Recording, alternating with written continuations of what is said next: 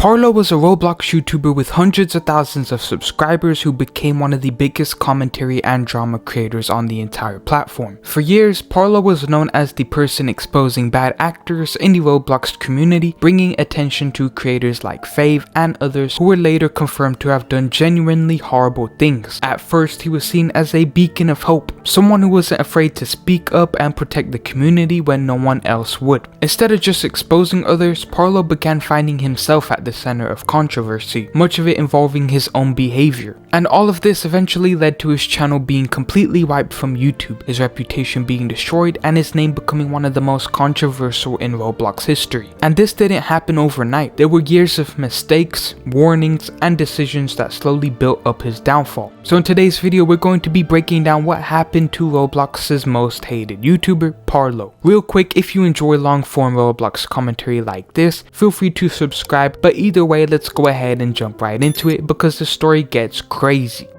As Parlo's channel grew, so did his influence. He became one of the biggest names in the Roblox commentary scene, especially known for covering serious allegations involving well-known creators. Some of his videos directly contributed to wider investigations and community awareness. At his peak, Parlo had over 500,000 subscribers and had millions of views. To fans, he was a whistleblower, but to critics, he was aggressive and confrontational. And this is where the problem started. Unlike other commentary channels, Parlo wasn't detached. He was emotionally invested in every situation he covered. He argued constantly on Twitter, he responded to criticism with long defensive posts, and seemed deeply affected whenever people disagreed with him. Over time, people started to notice that the person exposing others didn't handle scrutiny very well himself. The first major shift in public opinion came when Parlo released a video discussing a real-world war. Instead of treating it as a sensitive topic, he framed it as a Roblox-related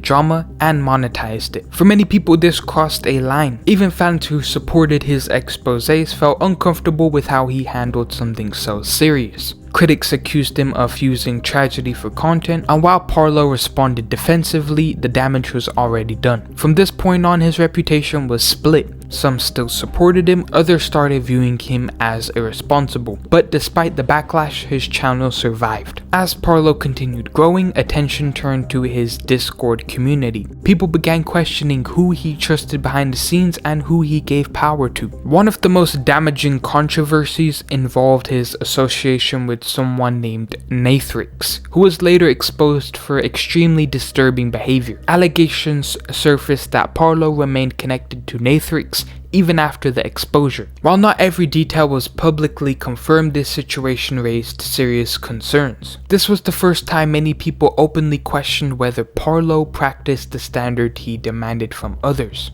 The situation that truly altered Parlo's career happened much later, and it was far more serious. Around the time Parlo became involved in an online relationship, he believed the individual was 17 years old. Later, it was revealed that this was false. Parlo claimed he was lied to about the person's age, but for many people, that explanation was not enough. And the reason is pretty simple, because Parlo has built his career on exposing people for failing to verify things like this, and to people it felt like he was being hypocritical and careless.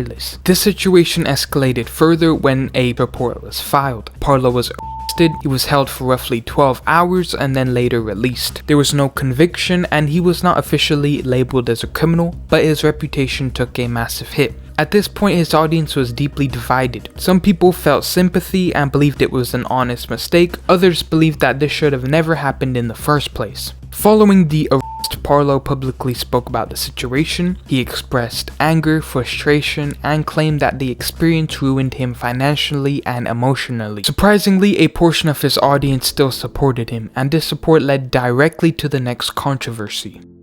Parlo created a GoFundMe, and he was stating that he needed help to cover basic expenses. Fans then donated hundreds of dollars. They believed that the money would go towards necessities like rent, food, and bills. But shortly after, it was revealed that Parlo spent around $1,000 to fly someone who he had met online. This had shocked his fanbase. To many supporters, this felt like a betrayal. The money that they had donated was actually being spent on something way different from what they first believed, and it didn't end there. Behind the scenes, Parlo had given multiple people high-level access to his YouTube channel. This would turn out to be a big mistake. One person with channel access uploaded content that violated YouTube's rules. The videos were left unlisted and then mass reported. YouTube then responded quickly. Parlo's channel was permanently terminated. Hundreds of thousands of subscribers, years of content were completely erased. Because Parlo had granted access himself, YouTube held him responsible and there was no chance of an appeal. In a matter of weeks, Parlo lost his YouTube channel, his primary income, his community, and his reputation. While he was not officially labeled as a criminal, he was widely viewed as irresponsible, hypocritical, and reckless,